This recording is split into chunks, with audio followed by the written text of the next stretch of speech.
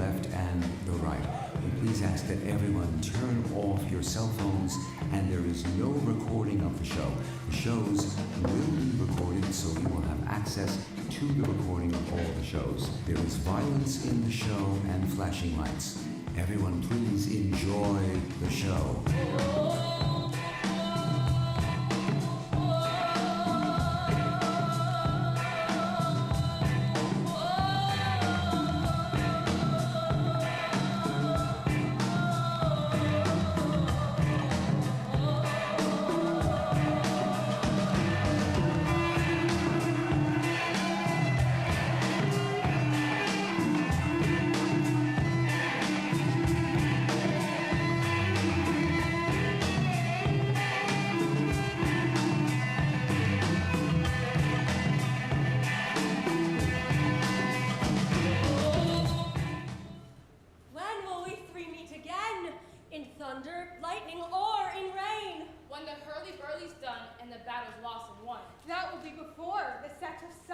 Where's the place? Upon the heath. There to meet with Macbeth.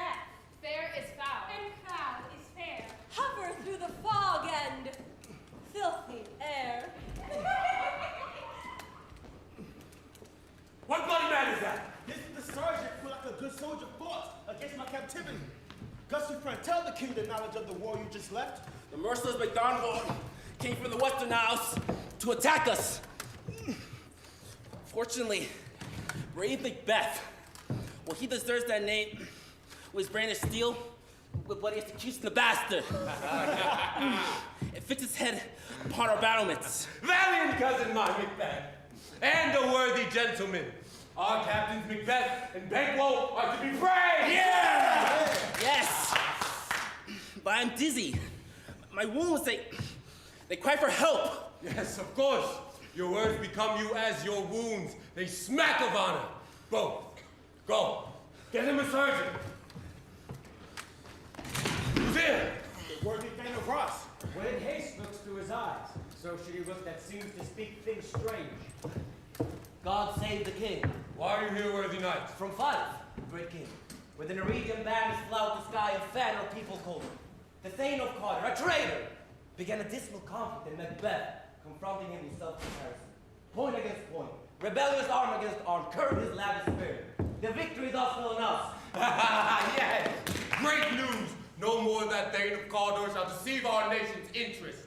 Go, pronounce his present death, and with his former title, grant it to Macbeth. I'll see it done. What he has lost, noble Macbeth has won. The weird sisters, hand in hand, posters of the sea and land. We'll go about and about. Till our charms ground up. So foul and fair a day I have not seen. How much further do we have to go?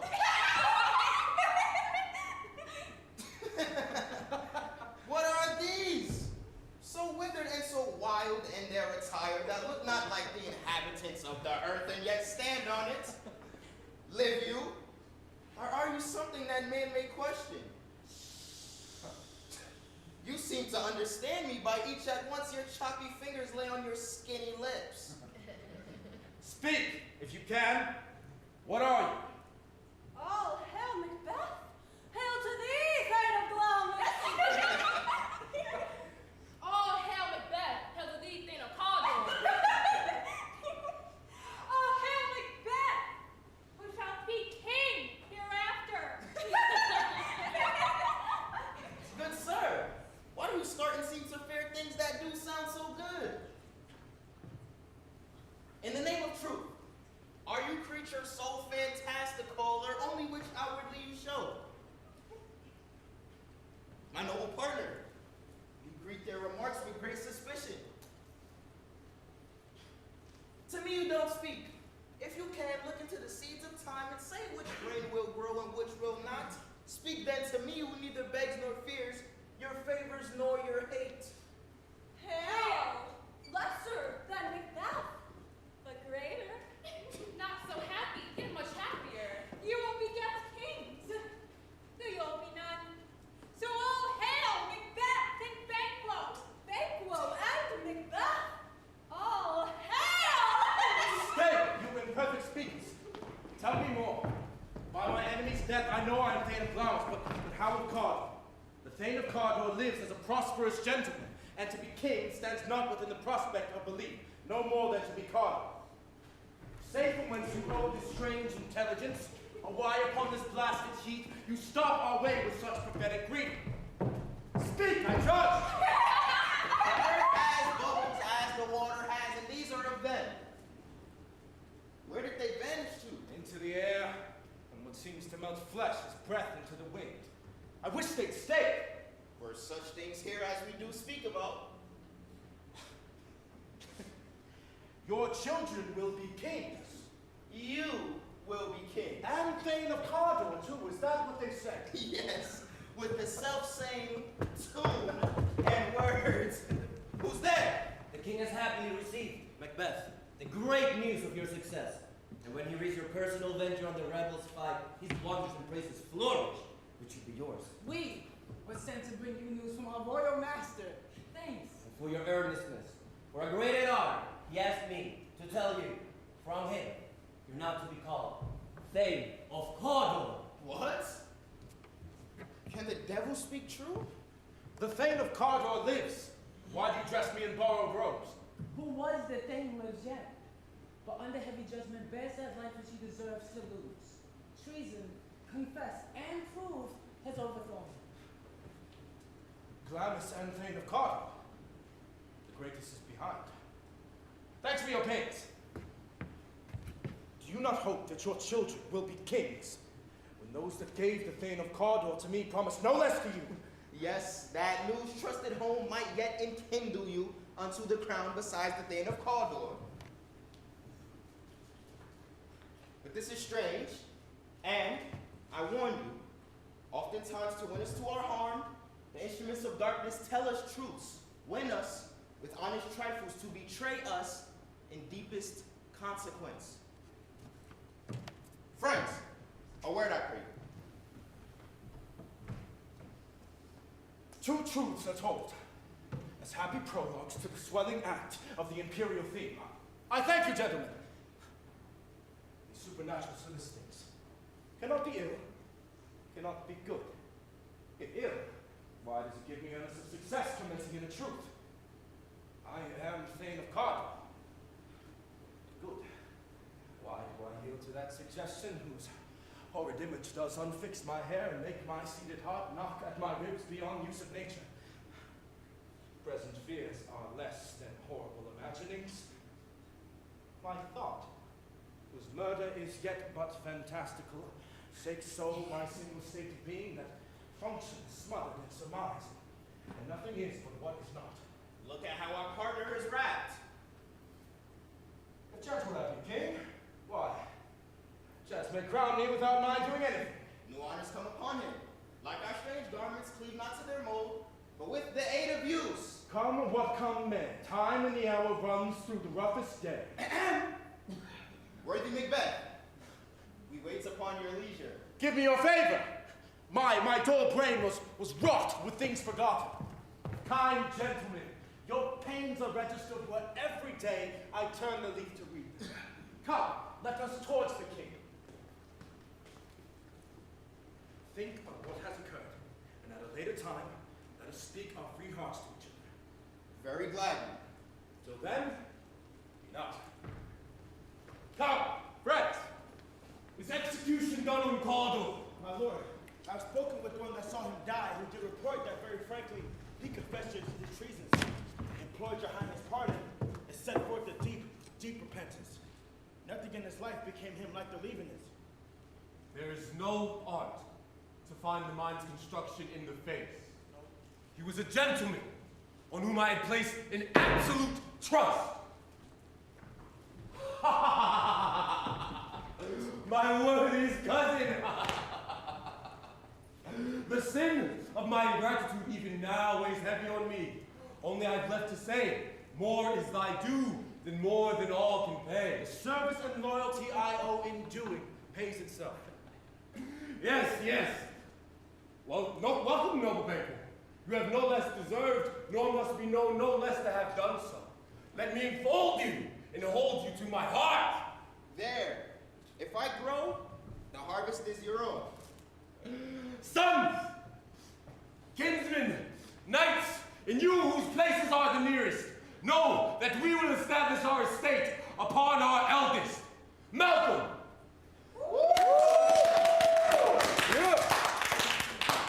Whom we name hereafter the Prince of Cumberland, which honor must not unaccompanied invest him only, but signs of nobleness like stars will shine on all deservers. Let us to Macbeth's, where we will harvest the joys of our victory! Yeah!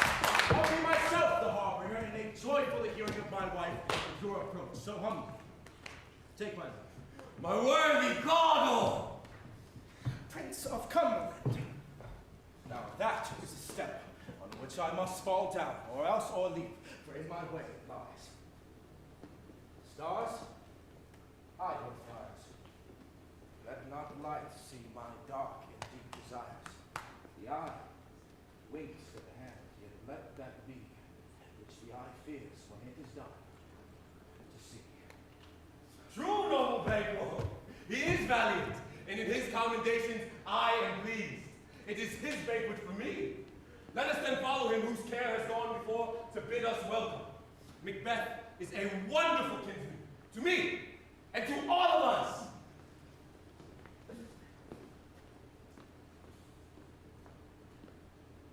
They met me in the day of success, and I have learned by the perfect reports they have more in them than mortal knowledge.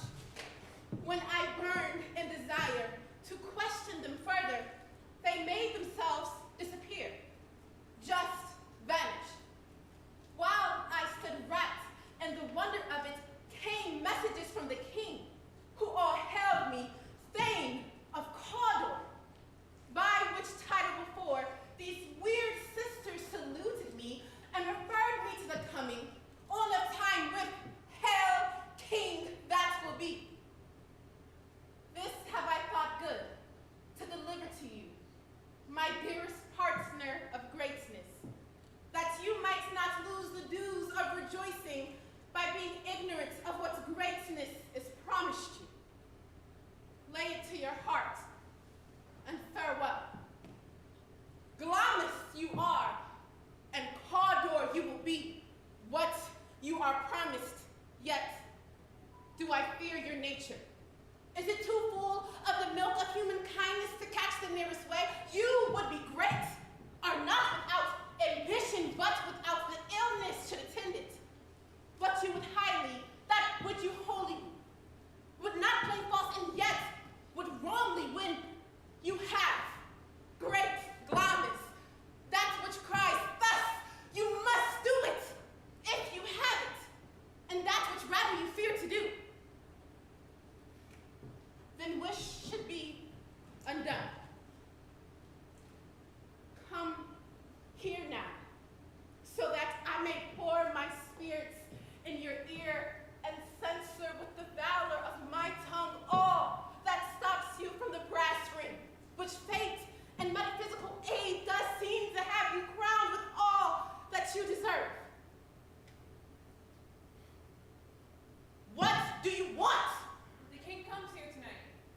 Is not Macbeth with him? Who, word so, have been informed for preparation? So please you, it is true. Macbeth is coming. Give him welcome. He brings great news.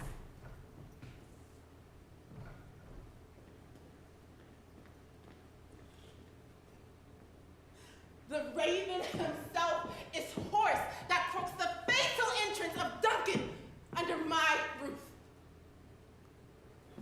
Come, you spirits that tend on mortal thoughts, unsex me here and fill me from the crown to the toe top full of direst cruelty. Make thick my blood. Stop up the access and passage to remorse.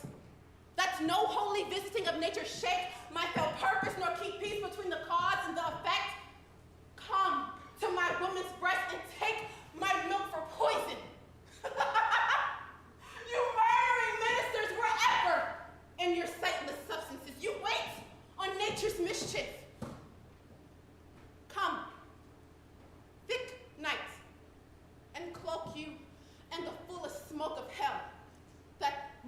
unseen knife sees not the wound it makes, nor heaven peep through the blanket of the dark to cry, hold, stop, hold. Great Glamis, worthy called, or greater than both, but in all hell hereafter. Your letters have transported me beyond this ignorance present, and I feel now the future in the instant. My dearest love, Duncan comes here tonight. And one ghost he has. Tomorrow. Oh, never will the sun that morrow see! Your face, my darling, is as a book where men may read strange matters. To fool the time, look like the time. Bear welcome in your eyes, your hand, your tongue. Look like the innocent flower, but be the serpent under it. He that's coming must be provided for. And you will put this night's great business into my hands, which will to all our nights and days to come give solely sovereign sway to our power. We will speak of this another time. If that's what you say, only look up clear. To alter favor ever is to fear. Leave all the rest to me.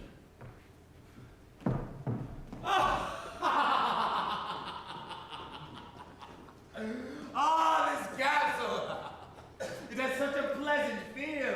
The air, it nimbly and sweetly recommends itself unto our gentle senses. This guest of summer, I have observed this in the delicate and inviting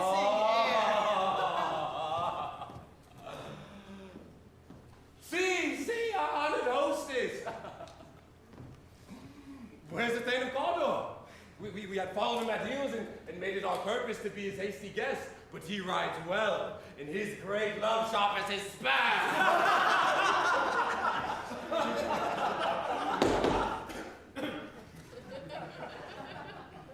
Has helped him to his home before us. Fair and noble hostess, we are your guests tonight. All our service, and every point twice done, and then done double. Give me your hand. Conduct me to my host Macbeth.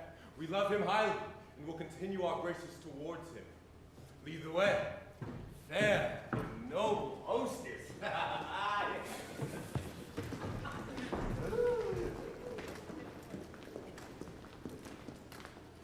If it were done when it is done, then it were well it were done quickly. If the assassination could tremolo the consequence and catch with his speed success, that but this blow could be the be-all and the end-all here. But here, we would jump the life to come. But in these cases, we still have judgment here. That which we but teach bloody instructions, which, being taught, return to plague the inventor. This even-handed justice commends the ingredients of our poisoned wine to our own lips. He's here in double trust. First, as I am his kinsman, and his subject, strong both against the deed, then as his host, who should, against his murderer, shut the door, not bear the knife myself. Besides, this Duncan has borne his faculty so meek, has been so clear in his great office,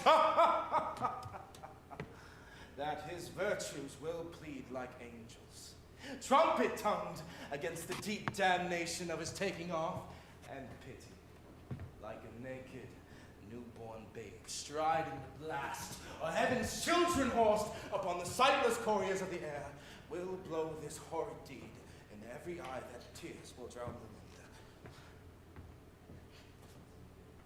I have no spur to prick the sides of my intent, but only vaulting ambition, which overleaps itself and falls on the other.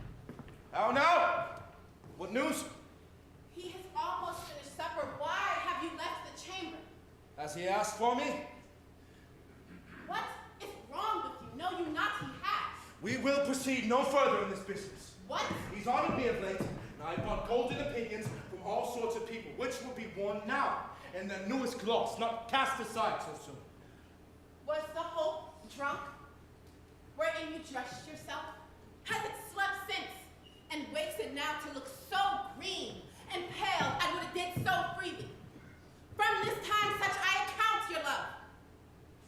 Are you afraid to be the same in your own act and valor as you are in desire? Would you have that what you esteem the ornament of life and live a coward in your own esteem, letting I dare not wait upon I would like a poor frightened cat in a cage? Stop! Please, stop. I dare do all that may become a man. Who dares do more is none. What beast was it then that made you share this enterprise with me? When you really do it, then you were a man. And to be more than what you were, you would be so much more the man they have made themselves. And that their fitness now doesn't make you. I have given suck. And know how tender it is to love the babe that milks me. I would, while it was smiling in my face, have plucked my nipple from his boneless gums and dashed its brains out. Had I so sworn as you have done to this. If we should fail. We fail. But screw your courage to the sticking place and will not fail. When Duncan is asleep, his 2 bodyguards will I, with wine and beer, so convince that memory, the warden of the brain will come a fume, and the receipts of reason a ghost only. When in piggish sleep their boozy natures lie, as in a dead, what cannot you and I perform upon the unguarded Duncan? What's not put upon his spongy officers who reveal the guilt of our great efforts? Bring forth men and children only. For their undaunted mettle should compose nothing but males. Will it not be received? When we have marked with blood with those sleepy 2 of his very chamber and used their very daggers that they have done it. Who dares receive it any other way? We will make our griefs and clamor roar upon his death. I am settled, and bend up each bodily agent to this terrible feat. Away, and mark the time with fairest show. False face must hide what the false heart doth know.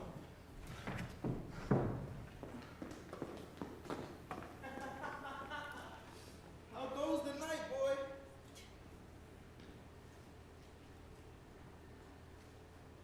There's deceit in heaven. Their candles are all out. A heavy summons lies like lead on me. And yet I would not sleep.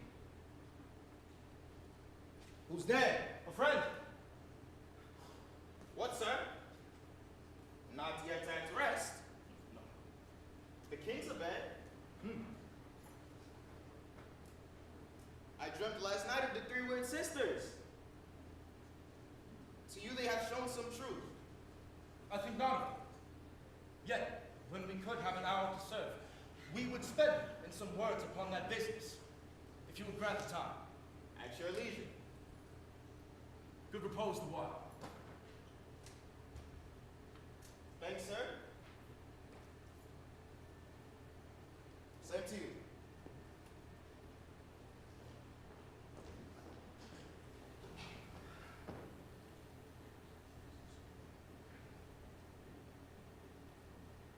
Is this a dagger which I see before me? The handle toward my hand.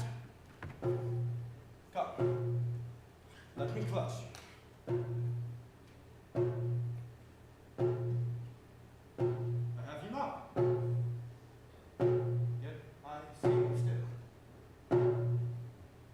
Are you not, fatal vision, sensible to feeling as to sight? Or are you but a dagger of the mind, a false creation deceiving the heat-oppressed brain? I see you yet, in a form as palpable as this which I now draw.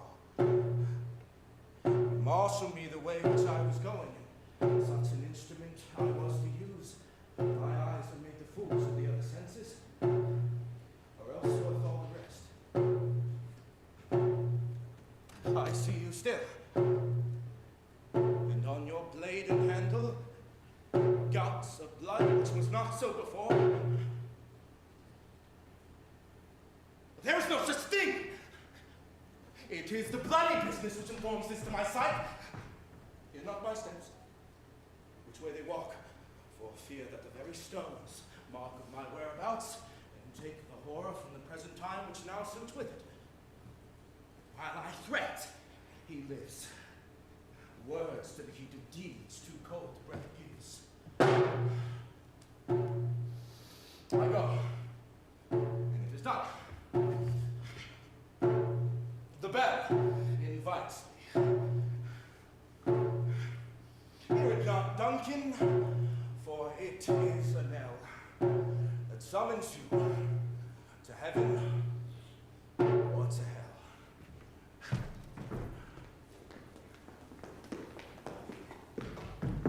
That which has made them drunk has made me bold. What has quenched them has given me fire. Wah! Breathe. It was the owl that shrieked the fatal bellman, which gives a stern to night. He is about it. The doors are open, and the begging grooms to mock their charge with snores. I have drunk their beams. That death and nature do contend about them, whether they live or die. Who's there? What's there? Oh God, I am afraid they have awakened. The act is not done. The attempt and not the deed confounds us. Wait! I laid their daggers ready. He could not miss them. Had he not resembled my father as he slept, I had done it. My husband? I have done the deed. Did you hear a noise? I heard the owl scream and the crickets cry. Why? Did you speak? What? Now. As I entered? Yes. Wait, who lies in the second chamber? Donovan. This is a sorry sight. A foolish thought to say a sorry sight. There's one who laughed in his sleep, and one cried murder. Then they woke each other. I stood and heard them, but they did again say their prayers and addressed them again to sleep. There are two lodged together. The one cried, God bless us, and amen the other. Then, as they had seen me with these hangman's hands, listening their fear, I could not say amen when they did say God bless us. Consider it not so deeply. But why couldn't I pronounce amen? I had most need of blessing, but amen stopped in my throat. These deeds must not be thought after these ways. They will make us mad. I thought I heard a voice cry, sleep no more! Macbeth has murdered sleep. The innocent sleep, that knits up the anguish sleeve of care. Death of each day's life, sore labor's back. Balm of her crimes, great nature's second cause. She's nourisher in life's feast. What do you mean? But still it cried, sleep no more! Glaucus has murdered sleep, and therefore Carter will sleep no more. Macbeth will sleep no more. Who was it that cried? Why, worthy love, you do unbend your noble strength to think so great sickly of things? Go get some water and wash this filthy witness from your hand. Why did you bring the daggers from the place they must lie there? Go, carry them and smear the sleepy rooms with blood. I will go no more. I am afraid to think of what I have done. Look on it again. I dare not. And from a purpose, give me the daggers. The sleeping and the dead are but as pictures. It is the eye of childhood to fear a painted devil. If he did bleed, I'll smear the faces of the grooms on their bodies, for it must seem their guilt.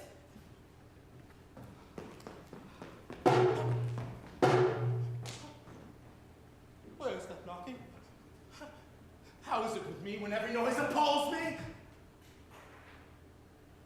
What hands are here? They pluck out my house. Will all the great oceans not wash this blood clean from my hands? No. This my hand will rather the multitudinous sea live forever, making the green sea red. My hands are of your color, but I shame to wear a heart so clean. I hear a knocking at the south entry. Let's retire to our chamber. A little water clears us of this deed. How easy is it then? Your conscience has left you unattended. Oh God, we're knocking. Get on your nightgown or occasion call us and show us to be watchers. Be not lost so early in your thoughts. To know my deed, it were best not know myself. A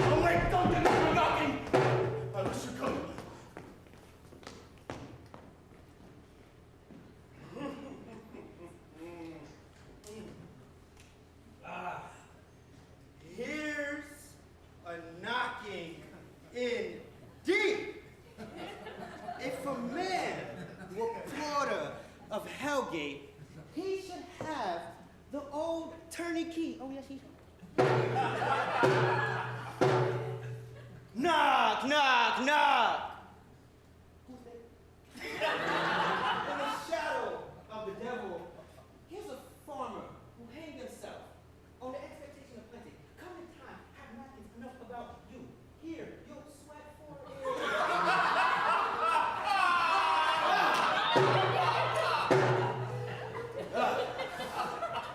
Knock, knock, knock. Who's there? In the devil's name, faith is an equivocator that could swear on both scales against either scale, who committed treasons enough for God's sake, yet couldn't equivocate to heaven. Oh, come in, you equivocator! Knock, knock, knock! Who's there? Never quiet. What are you? This place, too cold for hell. Our port of hell gate no further.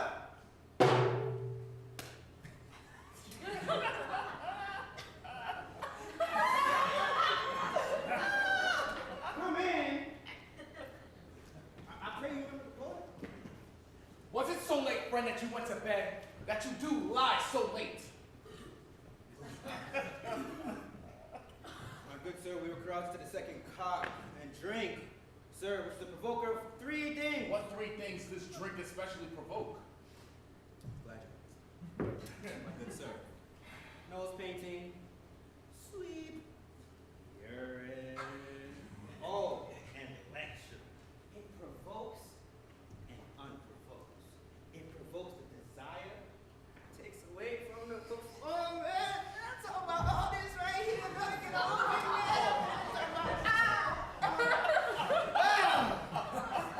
But that's why much drink is a provoker of Oh! I believe drink gave you the lie last night. that he did. In the very throat of me. Is your master awake? Ah, Nakian's waking him. Here he comes.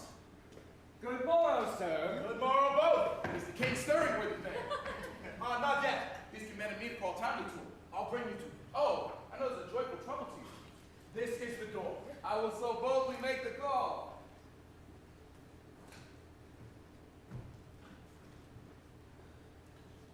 Goes the king hence today? Yes, he did appoint so. The night has been unruly. Yes. It was a rough night. Oh, horror! Horror! Horror!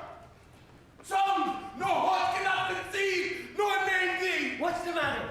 Confucian has made his masterpiece. Most sacrilegious murder has broken into the Lord's anointed temple and stole the life of the building. What are you saying? The lie? Do you mean his majesty? Approach the chamber and destroy your sight. Do not bid me to speak. See and speak yourselves. Ring the alarm. Get up. Murder and treason. Malcolm, double-bag banquo. Shake off this downy sleep. Death's counterfeits and look upon death itself. Up and see the great doom's image. Malcolm, banquo, like sprites rise up from your grave to countenance this horror. Ring the bells. What's the business that such a hideous trumpet calls to part like the sleepers of the house? Speak up! Gentle lady, it is not for you to hear what I can speak. The repetition of the woman's ear would murder as she fell. Banquo, the royal king's been murdered. What? What in our house? Too cruel anywhere. Dear Macduff, please contradict yourself and say this isn't so. Had I but died an hour before this chance, I'd have lived in a blessed time. For from this instant there is nothing serious in morality. All is but toys. Renowned in grace are dead. What's wrong? You are. Do not know that the spring, the head, the fountain of your blood is stopped. The very source of it is stopped. Your royal father's been murdered. By whom? Those of his chamber, as it seems, have done it. Their hands and faces, all bagged with blood, as were their daggers, which unwiped we found on their pillows. They stared and were distracted. No man's life should be trusted with them. Oh, yes, I do repent me of my fury that I did kill him. Why did you so? Well, who can be wise? Amazed, temperate and furious, loyal and neutral in a moment, no man. Here lays Duncan, his silver skin laced with his golden blood, his gassed stacks like a breach in nature for ruin's wasteful entrance. And there the murderers, steeped in the colors of their trade, their daggers unmannerly breached with gore. Who could refrain? Who had a heart to love, and in that heart, courage to make that vow. Look to the lady. Brother, why do we hold our tongues that most may claim this argument as ours? What should be spoken here? Where our fate hid in the bottomless pit. May Russian seize us. Let's leave. Our tears are not yet brewed. Nor our strong sorrow upon the foot of motion. Look to the lady, and when we have our naked frailties hid, that suffering exposure, let us meet and question this most bloody piece of work to know it further. And so do I. So all. Let us briefly put on manly readiness and meet in the hall together. Well contented. What will you do? Let's not consort with them to show an unfelt sorrow is an office which the false man does easy. Out to England. Not to Ireland. Our separated fortunes will keep us both the safer. Where we are, there's daggers in men's smiles. The nearer in blood, the nearer the bloody. This murderous shaft that shot had not yet lighted, and our safest way is to avoid the aim.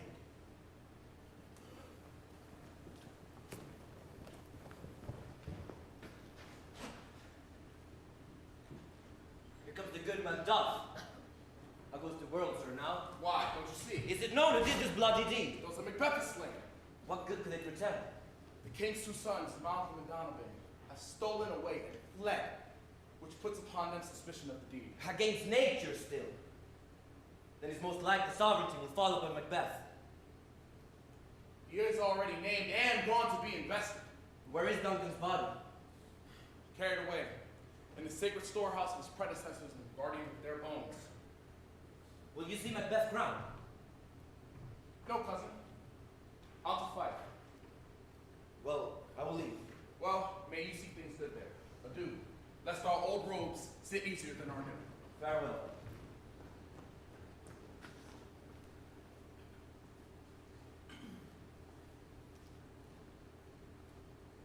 You have it now. King. Coldor. Glamis. All as the weird woman promised. And I fear you have played most foully for it.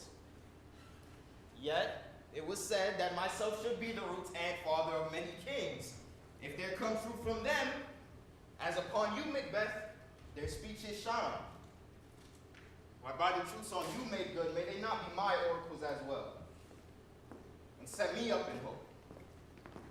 But be quiet no more. Here's our chief guest. If he had been forgotten, it had been as a gap in our great feast and all things unbecoming. Tonight we hold a solemn supper, sir, and I'll request your presence. Let your highness command upon me to the which my duties are forever knit. Rise this afternoon. Yes, my good lord. I see. We should have otherwise desired your good advice in this day's council, but we'll talk tomorrow. Is it far, you As far, my lord, as will fill up the time between this and supper. They'll not our feast. My lord, I will not. We hear our bloody cousins are bestowed in England and in Ireland, not confessing their cruel parasite, filling their hearers with strange invention. But of that tomorrow, when we will have cause of state craving us jointly. Go to your horses, my friend, till you return at night. Goes your son Fleance with you? Yes, my good lord. I wish your horses swift and sure of foot. Let every man be the master of his time till 7 at night.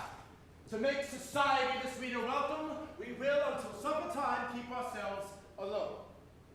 Till then, God be with you. God be with you. You, a word. Attend those men our pleasure. They are, my lord, without the palace gate. Bring them before me.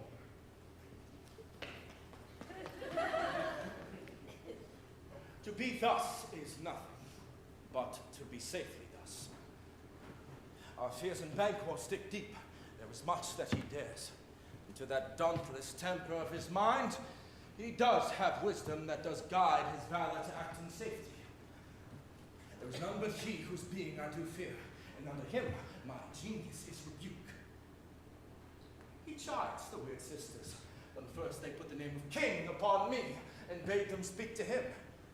Then, prophet-like, they held him father to a line of kings. Upon my head they placed a fruitless crown, put a barren scepter in my grip, only to be wrenched from me because no son of mine will succeed me.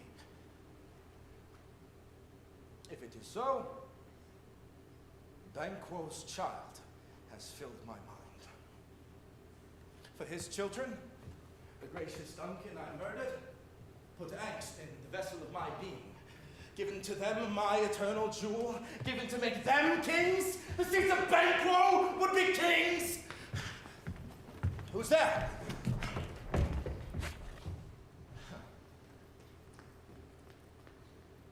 Was it not yesterday we spoke together? It was, so please your highness. Well then, now, have you considered of my speeches?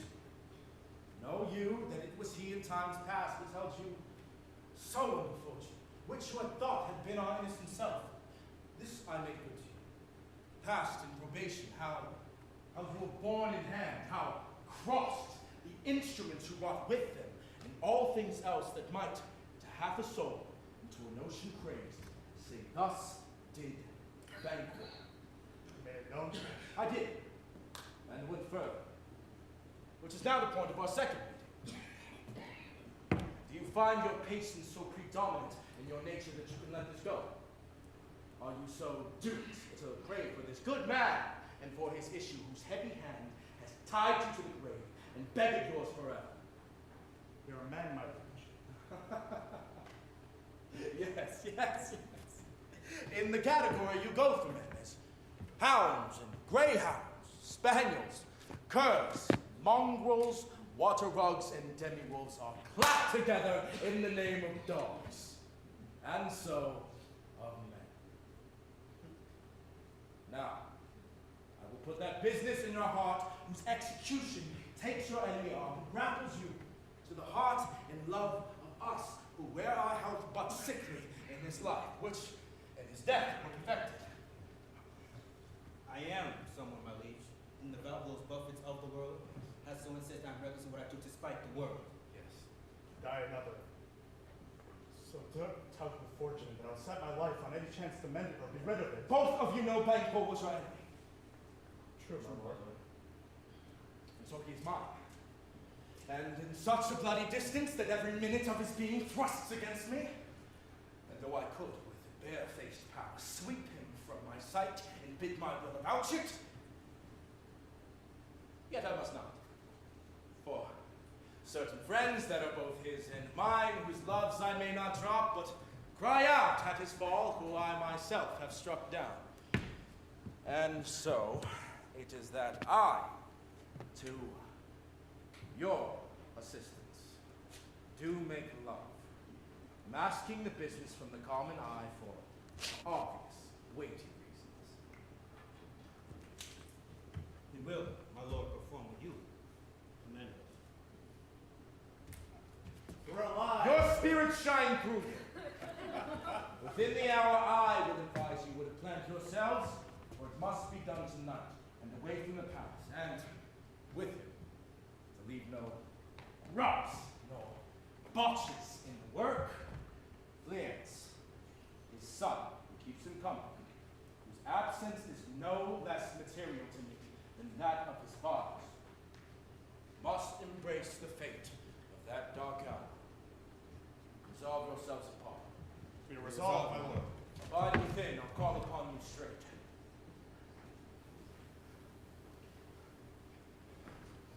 It is concluded.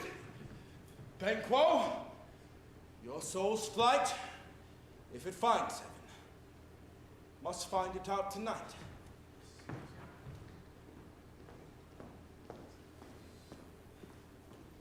Is Banquo gone from court? Yes, madam, but returns again tonight. Say to the king, I will attend his leisure for a few words. Madam, I will. It is safer to be that which we destroy than by destruction dwell in doubtful joy. How now, my lord? Why do you keep alone? Osiris fancies your companions, making using those thoughts which indeed have died with them as they think on things without remedy should be without regard. What's done is done. We have scorched the snake, not killed it. She'll close and be herself while our poor malice remains in danger for former tooth. But let the shape of things disjoint and both the worlds suffer. Otherwise we eat our meals in fear and sleep in the affliction of these terrible dreams that shake us nightly.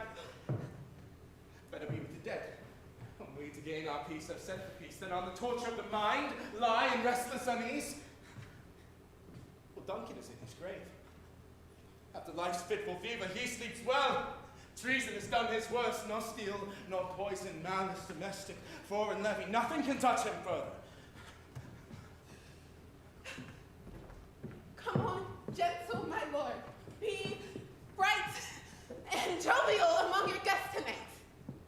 So I will, love. So I pray be you.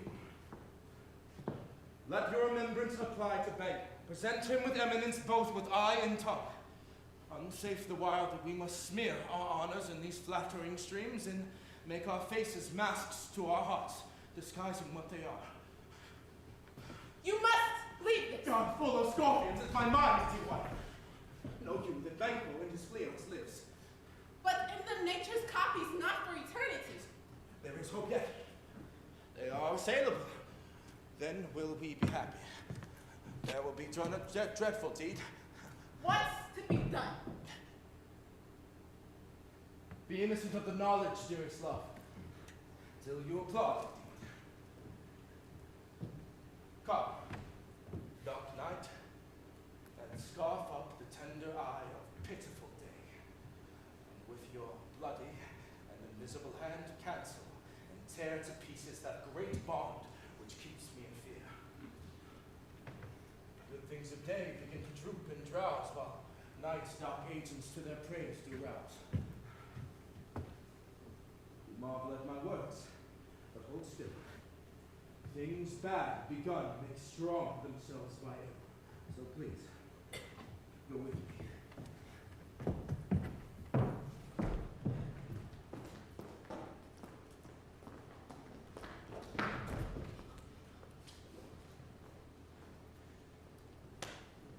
Who did bid you join with us? Macbeth. And he's now our mistrust, since he delivers our offices and what we're doing to the direction just. It's his will, then stand with us. Give me a light here, please. It's him. He's light. It is indeed him. Stand by. It will be rain tonight. Let it come down! Oh, treachery! Run quickly, Azariah! That you may revenge me!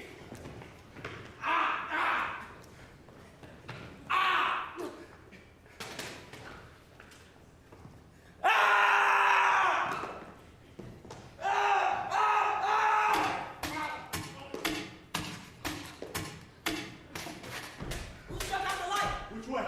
One's down, but the other's fled. We've lost the best of our affair. Let's go and say how much is done.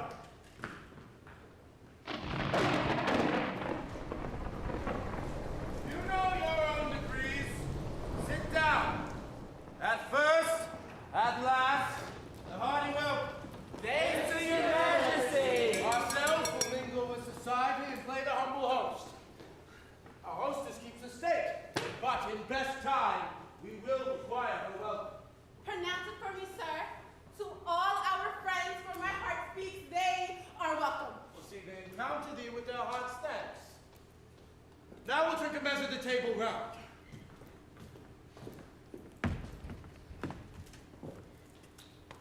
There is blood on your face. It's banquet. Is he dispatched? My lord, this bird is cut, that I did for him. That makes you the best of cutthroats. Yet he's good that I did the like for things. Most royal sir, Fleance has escaped. Then come to my figure. I had also been whole as the Mars, as founded as the rock, as broad and general as the casing air, but now I am cabin, crypt, confined, bound in to saucy doubts and fears. But Banquo's safe. Yes, yes, my good lord, safe in the ditch he bides with 20 trench gashes on his head. Thanks for that. Now get out. Tomorrow we will meet again. My royal lord, you don't give cheer. The feast is sold to feed for best at home. From here, the sauce to meat is ceremony. Meeting was bare without it. Sweet remembrance! Now, good appetite waits on digestion and good on both. May it please your highness distant.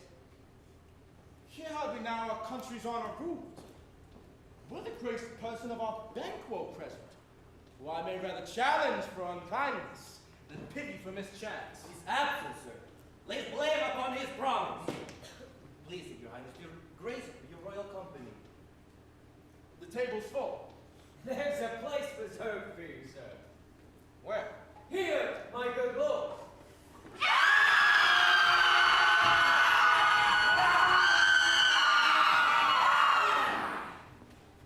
What is it that moves your highness? Which of you have done this? Well, you cannot say that I did. Never shake your gory locks at me. Gentlemen, rise, his highness is not well. Sit, worthy friends. My lord is often this way and has been from his youth. Pray you keep seated. The fix is momentary. Upon a thought, he will again be well. If you much note him, you will offend him and extend his passion. Feed and regard him not. Are you a man? Yes. And a bold one that dares look upon that which might appall the devil. Oh, proper stuff. This is the very painting of your fear. This is the air-drawn dagger which you said led you to Duncan. God, these flaws and starts, imposters to true fear, would well become a woman's story at a winter's fire authorized by her grandma. Shame on you. Why do you make such faces when all of a sudden you look like a fool? Please behold him there. Look! God, I'll say you. If you cannot nod, speak. What foolishness is this? If I stand here, I see him. Shame, coward, to whom? Blood has been shed before now. In olden times, when humane statute purged the gentle wheel of life, yes. And since then, too, murders have been performed too terrible for the ear. The time had been that when the brains were out, a man would die, and there it end. But now they rise again. And on their crowns, 20 mortal murders that push us from our stools. This is stranger than such a murder is. My worthy lord, your noble friends do lack you. I do forget. Do not muse at me. My most worthy friend, I have a strange infirmity, which is nothing to those who know me. Come, love and health to all, then I'll sit down. Give me some wine. Fill the glass.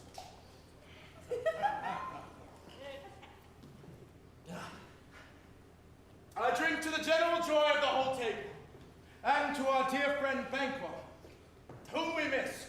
Would he were here. To all and him we thirst, and all and all. Our duty, gentlemen. Get out and quit my sight. Let the earth hide you. Your bones are marrows. Your blood is cold. You have no speculation in those eyes which glare at me. Think of this to Pierce but as a thing of custom. It is no other. Only it spoils the pleasure of time. What man dare I dare approach you like rugged mountain bear, the armed rhinoceros or the Bengal tiger, take any shape but that, and my firm nerves will never tremble. Or be alive again, and dare me to the desert with your sword. If trembling I inhabit then, protest me the baby of a girl. Go away, horrible shadow. Unreal mockery, go!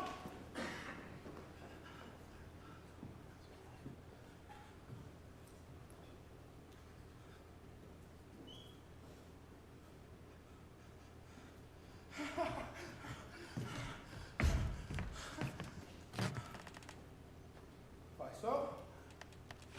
Being gone, I am a man again. Oh, pray you, sit still. You have displaced the mirth, broke the good meeting with your most childish disorder. What can such things be? It overcome us like a summer's cloud without our special wonder.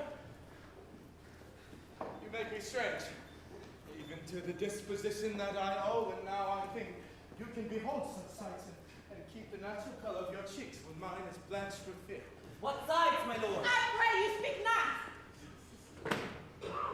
He grows worse and worse. Questioning enrages him. At once, good night. Stand not upon the order if you're going, but go at once. Good night, and better health attend his majesty. A kind good night to all.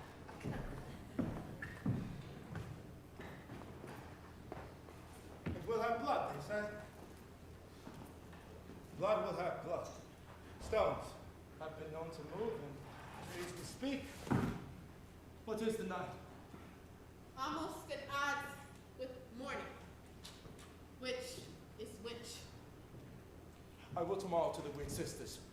More will they speak, for now I am bent to know by worst means the worst. I am in blood, stepped in so far that I should wait no more. Returning were as tedious as go over. You lack the season of all natures. Sleep. Come. We'll sleep.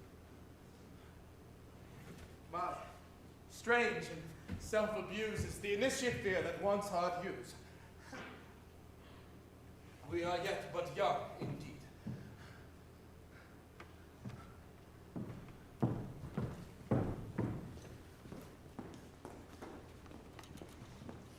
My former speeches have but hit your thoughts, which I can interpret further. Only I say, things have been strangely born. The gracious Duncan was pitted against Macbeth. Mary, he was dead. In the right valiant Banquo, he walked too late. Men must not walk too late. But for peace, for borrowed words, his failure, his lack of presence at the tyrant's feast. I hear Macduff lives in disgrace. Sir, you tell me where he hides himself. The son of Duncan lives in the English court. Macduff has gone to pray the Holy Kingdom on his aid and wake Northumberland, free from our feasts, banquets, and bloody knives. But this report is so exasperating to Macduff that he prepares for some attempt of war. Send ye to Macduff. He did. And with an absolute sir, not I. The cloudy messenger turns his back and hums as who should say, "You'll rue the time that clogs me with his answer." I send my prayers to Macduff. Round about the cauldron go, in the poison entrails throw. Double, double, toil and trouble, fire burning, cauldron bubble. How now, you secret, dark, and midnight hags? What is it you do? Deed without a name. I conjure you by that which you profess. However it is you come to know it, to answer me. Speak. Demand. We'll answer. Tell me your unknown power. We know your thoughts. Macbeth, Macbeth, Macbeth. Beware of Macbeth. Beware the thane of fire. Dismiss me enough. Whatever you are, for your good caution, thanks. You have confirmed my fears, but one word more. No more. Here's another more potent than the first. Macbeth, Macbeth, Macbeth. Be bloody, bold, and resolute. Laugh to scorn. The power of man for none of woman born shall harm Macbeth. Well, then live, Macduff. What need need I fear of you? Yet, I'll make assurance double sure, and take a bond of fate. You will not live. What is this that rises like the issue of a king, and wears upon its baby brow the round and top of sovereignty? Listen, but speak not to it. Be lion-mettled, proud, and take no care who kings, who friends, and where conspirators are. Macbeth shall never be vanquished till great burn of wood to Dunsinane Hill shall come against him. So that will never be. Who can impress the forest, bid the tree unfix its earthbound root? Oh, sweet Bodeman's good! Rebellious dead, rise never to the wood of Burnham rise, and our high-placed Macbeth will live out the lease of nature, pay his breath to time and mortal custom. Yet, my heart throbs to know one more thing. Tell me, if you can, will Banquo's issue ever reign in this kingdom? Seek to know no more! I will be satisfied. Deny me this, and eternal curse falls upon you. Let me know! What noise is this? Oh, show his eyes and I'll breathe his heart. You two are like the spirit of Banquo. Down! Ah. Your crowd sears my eyes. Filthy hags! Why do you show me this? Dark eyes, which shows me many more. And in some I see that twofold crowns and treble scepters carry. Horrible sights. For now I see true. For the blood-boasted Banquo smiles upon me and points at them for his. What is this now? Yes, sir. All of this is so, but why stands Macbeth amazedly? Come, sisters, cheer we up his spirits and show the best of our delights. I'll soar in the air to give a sound while you perform your end to crown. That's this great king!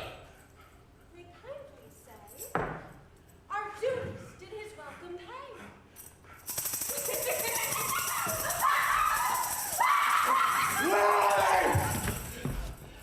Let this pernicious hour stand accursed in the calendar. What is your grace's will? Saw you the weird sisters? No, my lord. Came they not by you? No, indeed, my lord. Infected be the error on their eye, and damned all those who trust them. I did hear the galloping of horses. Who is here? 2 or 3, my lord. They bring word. Macduff has fled to England. Fled to England? Yes, my lord. Time. You anticipated my dread exploits. And yet, even now, to crown my thoughts with acts, be it thought and done. The castle of Macduff I will surprise, seize upon Fife, and give the edge of the sword his wife, his babes, and all those unfortunate souls who trace him in his line. No boasting like a fool. This deed I'll do before this purpose cool. But no more sights. Come! Where are these gentlemen? Bring me where they are. 'Tis this way, my lord. What had he done to make my husband fly You away? must have patience, Lady Macduff. He had none. You know not whether it was his wisdom or his fear. His wisdom. To leave his wife, to leave his babies, his mansion, and his ties in a place from where himself does fly. He loves us not. He wants the natural touch. For the poor wren, the most diminutive of birds will fight her young ones against sound. All is the fear, and nothing is the love. As little is the wisdom that so runs against all reason. My dearest cuss, I pray you, school yourself. Before your husband is wise, noble, judicious, and best known the fits of the season. Fathered he is, yet he's fatherless. I'm such a fool. Should I stay long, it will be my disgrace and your discomfort. I'll take my leave at once.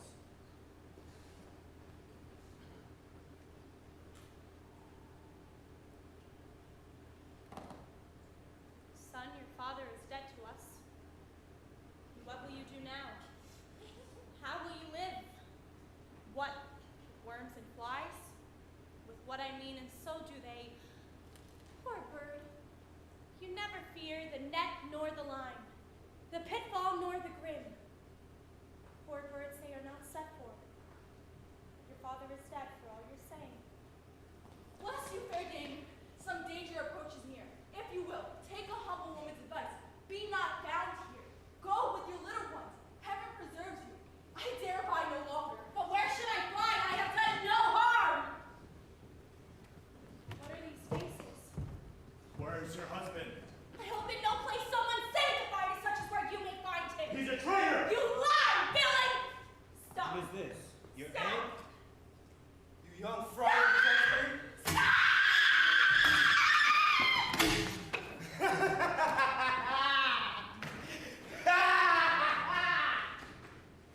seek out some desolate shade and there weep our sad bosoms empty. Let us rather hold fast the mortal sword, and like good men, bestride our downfall with renewed energy. With each new morn, new widows cry, new orphans howl, new sorrow strike heaven on the face, as it did when it resounds as it felt with Scotland. Listen, what I believe I will, what no believe, and what I can't redress, as I will find the time to friend I will. You may deserve of him through me in wisdom to offer up a weak, poor, innocent lamb to appease an angry God. I am not treacherous. But Macbeth is. I've lost all hope. Perchance even there I did find my doubts, but why in that rawness left true wife and child, those precious motives, those strong knots of blood without leave taking, I pray you let not my jealousies be your dishonors, but my own safety. You may be rightly just, whatever I would think. Believe, poor country, great tyranny, lay your base ashore. For goodness, dare not check him. Be not offended. I speak not as an absolute fear of you. Hell, I think our country sinks beneath the yoke. It weeps, it bleeds, and each new day a new gash is added to her wounds. What might that be? It is myself, and whom I know, all the particulars of vice so grafted that, when it will be open, evil Macbeth will seem as pure as snow. The poor state esteem him as a lamb, being compared with my unbounded harms. Not in the legions of horrid hell can become a devil more damned than evils to top Macbeth. I grant him bloody. There's no bottom, none in my voluptuousness. Your wives, your daughters, your maids, and your matrons cannot fill up the cistern of my lust. And my desire, all confidence and impediments, would overbear that to impose my will, goddammit! Better Macbeth is such a one to reign. Macduff, this noble passion, child of integrity, have from my soul wiped the dark scruples, reconcile my thoughts to your good truth and honor. Devil is Macbeth, by many of these trains, has sought to win me into his own power. And modest wisdom plucks me from overcredulous haste. Such welcome and unwelcome things, it's hard to reconcile. Look who goes there! My countryman, but yet, I don't know him. It's my ever gentle cousin. Welcome hither. Oh, I know him now. Good God, by the time I move, the means that makes us strangers. Sir, amen. Stand Scotland as it did. Sadly, poor country, almost afraid to know itself. You cannot be called our mother, but our grave. We're nothing, but who knows? Nothing once seen to smile. Where sighs and groans and shrieks that rent the air are made, not marked. Where a violent sorrow seems like a modern ecstasy. What's the news brief? That of an hour's age does hiss at the speaker. Each minute hints a new one. How does my wife? Why well? And all my children too. Well too. As a tyrant not battered at their peace. You were all at peace when I did leave them. Don't be a prevaricator of your speech. How goes it? I have words that will be howled out into the desert air, where here should not last them. What concern they? The general cause. No mind that's honest but witty shares some woe. Though the main part pertains to you alone. If it be mine, keep it not from me. Your castle is surprised. Your wife and babes savagely slaughtered. Merciful heaven. My children too? Wife, children, servants, all that could be found. And I must be from thence my wife killed too? I have said. Did you say all? Oh, hello, kite, all what? All my pretty chicken. And their damn at one fell swoop? Dispute it like a man. I will do so, but I must also feel it as a man. Let grief convert to anger. Blood not the heart, but in rage I can play the woman and brackets with my tongue. But gentle heavens, cut short all intermission front to front. Bring this fiend of Scotland to me. If he so dare escape, heaven forgives him as well. This tune goes manly. Come, go into the king. Our power is ready. Our lack is nothing but our leave. Macbeth is right to shake him. And the powers above, put on their instruments. I have 2 nights watched with you, and I can perceive no truth in your report. When was it she last walked? Since his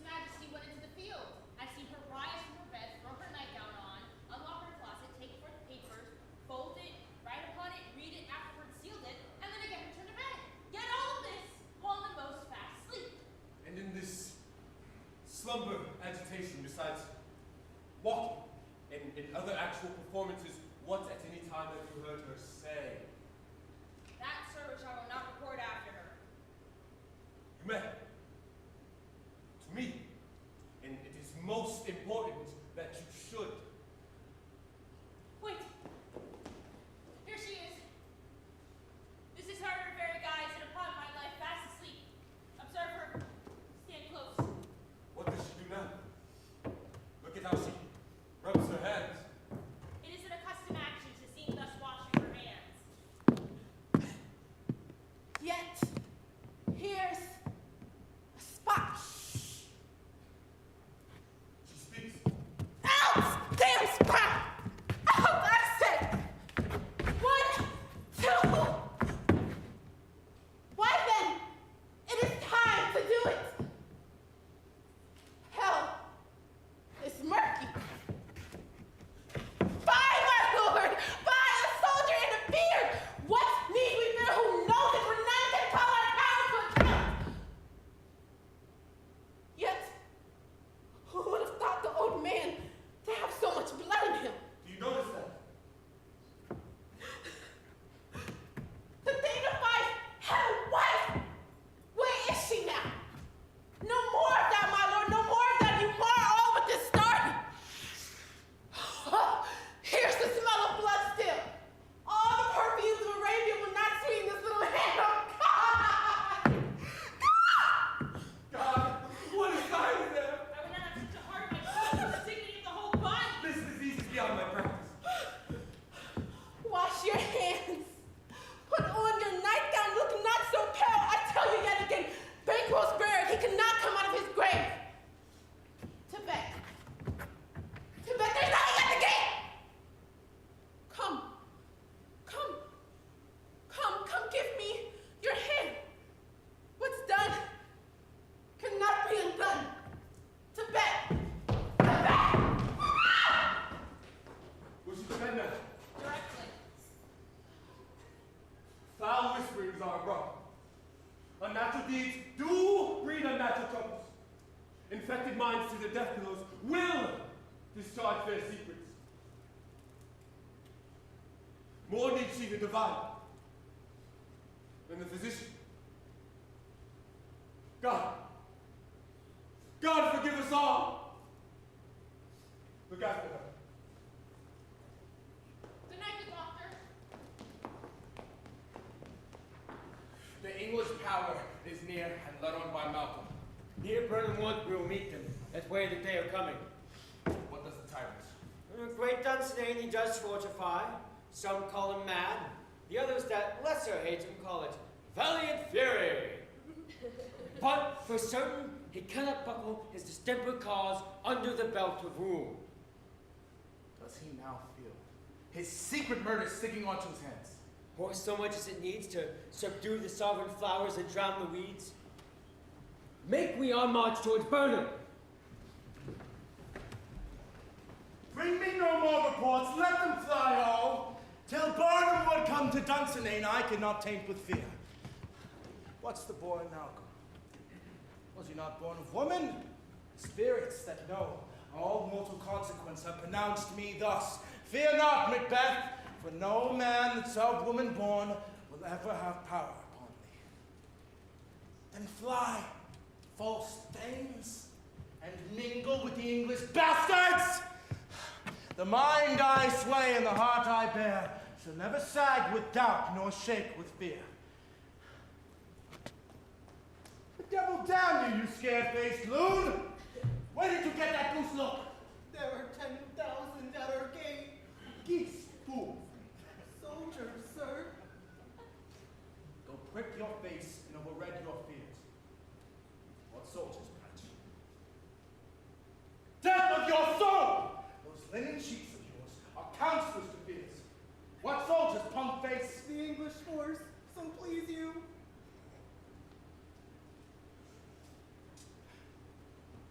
Get out of here. Seaton!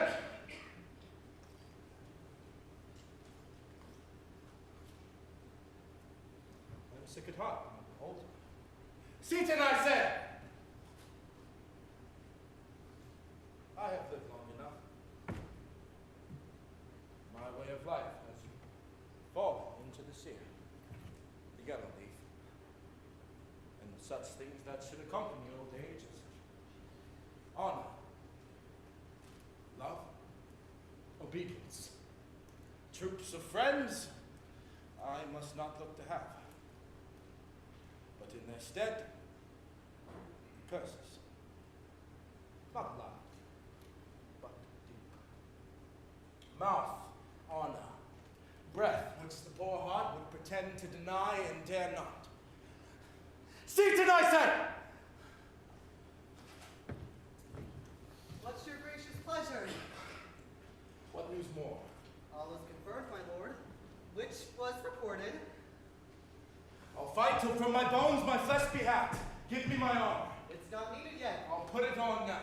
Send out more horses. Skirt the countryside. Hang those who talk of fear. Give me my armor.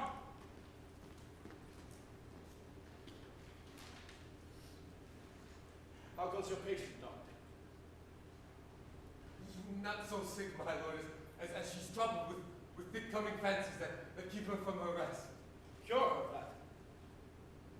Can you not minister to a mind disease? Pluck from the memory a rooted sorrow. Dig out the written troubles of the brain, and with some sweet oblivious antidote, cleanse the stuffed bosom of that perilous stuff which weighs upon the heart. Well, therein the patient must minister to himself. Then throw the medicine to the dogs. I'll none of it. Come, sir, put my armor on. Seaton, send out. Doctor, the things fly from me. Come, sir, dispatch. Doctor, if you could, cast the water of my lads. Find her disease and cleanse it to a sound and pristine health. I should applaud to the very echo that should applaud again. Pull it off, I say. What rhubarb herb or what purgative drug will scour these English hens? Hear you of them?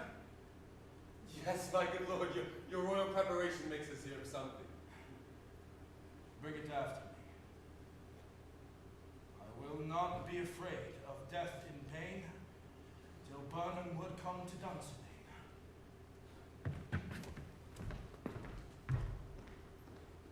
Were I from Dunsinane away and clear, prophet again should hardly draw me here! Let every soldier hew him down a bow and bear it before him. Thereby shall we shadow the numbers of our host and make discovery and mistaken report of us. We learn that the competent tyrant sits still in Dunsinane. Well, he will endure our settling down before it. That is his main hope. Let our just censures put on a true event, and may we put on industrious soldiership. Hang on our banners in the outward wall. The cry is still they come.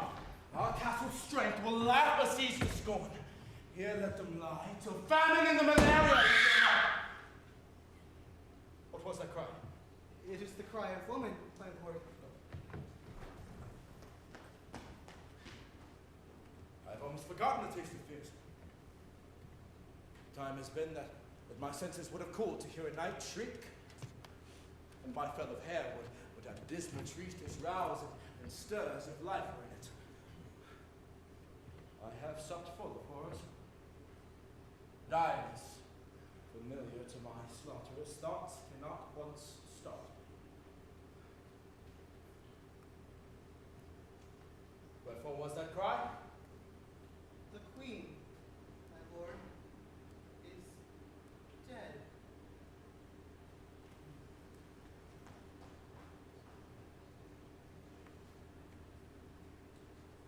She should have died hereafter.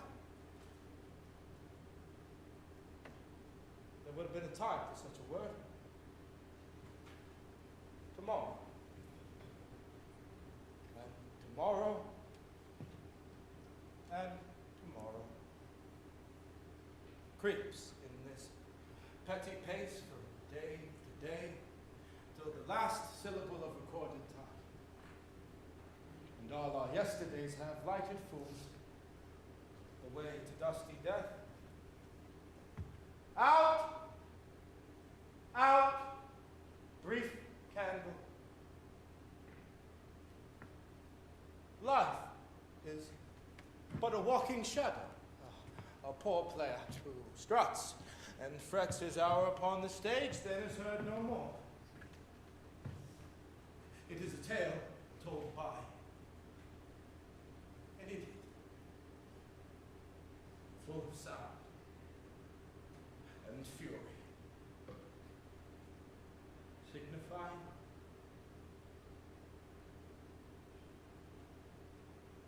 love.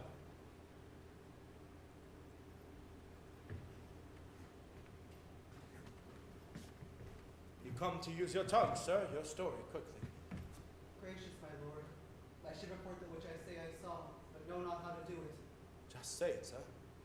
As I did stand my watch upon the hill, I looked for it burn, and anon methought, the wood began to move. Lie. Let me endure your wrath, if it be not so.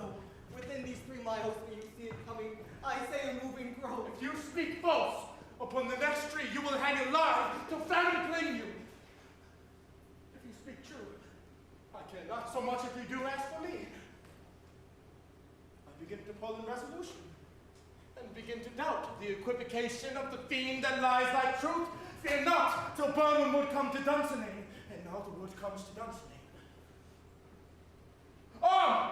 Arm without! If what he avouches does appear, there is no flying hence, no tarrying here. I begin to grow weary of the sun, and wish the estate of the world were now undone.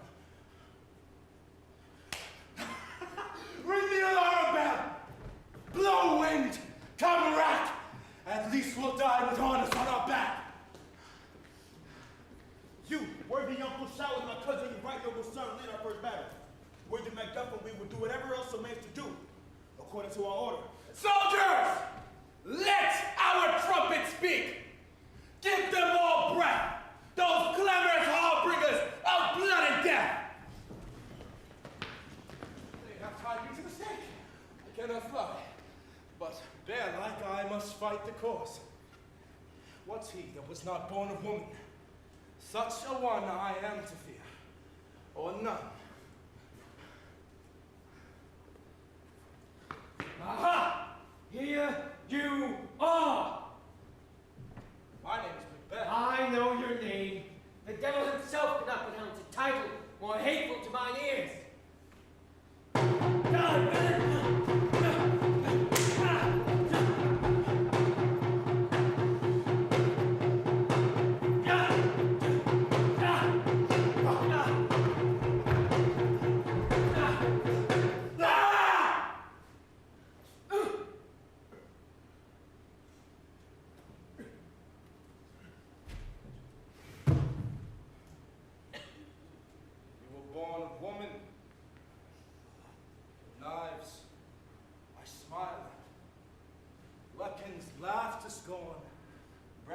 By a man without woman born.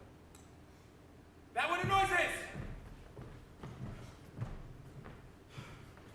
Tyrant, show thy face.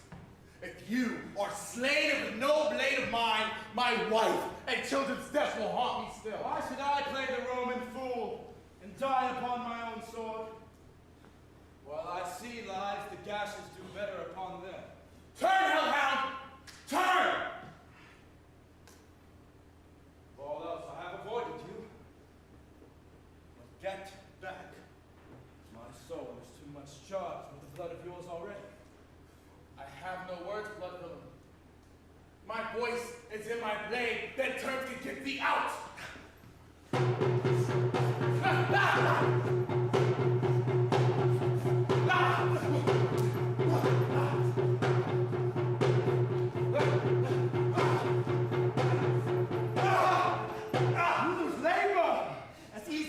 Smell the foul air of my blade and press as make me bleed. But your knife fall on vulnerable crests. I bear a charmed life, which must not yield to one of woman born.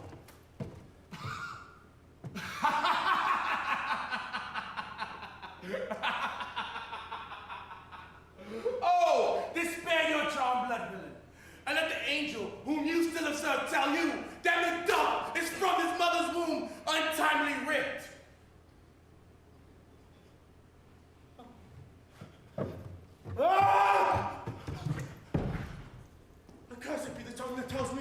for it is cowed my better part of men. And be these juggling fiends no more believe than partner with us in a double sense that keep the word of promise to our ears, but break it in our hope. I'll fight not with thee. Then yield, coward, and be the show and gaze at the time. We will have you, as our rarer monsters are, painted upon a pole. And underrated says, here may you see the tyrant. I will not yield. To kiss the ground before young Malcolm, and to be baited by the rabble's curse, and though Burnham would come to Dunsinane, and you oppose being of no woman born, yet I will try at last. Before my body I throw my warlike shield. Lay on me, Doug, and damned be him that first cries, hold. Enough! Now! Onto your knees!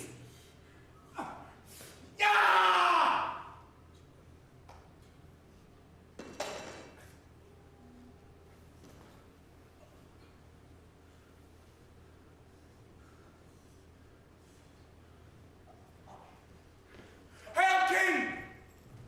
For so you are! Behold before you the usurper's cursed shield! May the time be free! Hail, King of Scotland! Hail, King of Scotland!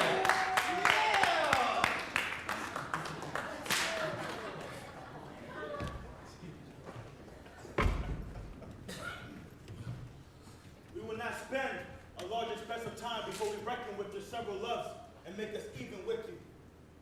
My thanes and kinsmen henceforth be earls, the first that ever Scotland is such an honor named. What's more to do, what should be planted newly with the time, as calling home our exiled friends abroad that fled the snares of watchful tyranny, producing forth the cruel ministers of the dead butcher and his fiend-like queen. Who as it is thought by herself, and violent hands took her own life. This, and we need for else that calls upon us by the grace of grace. We will perform and measure time and place. Oh, yes, we will. So, thanks to all at once, and to each one whom we invite to see us crowned. Yeah!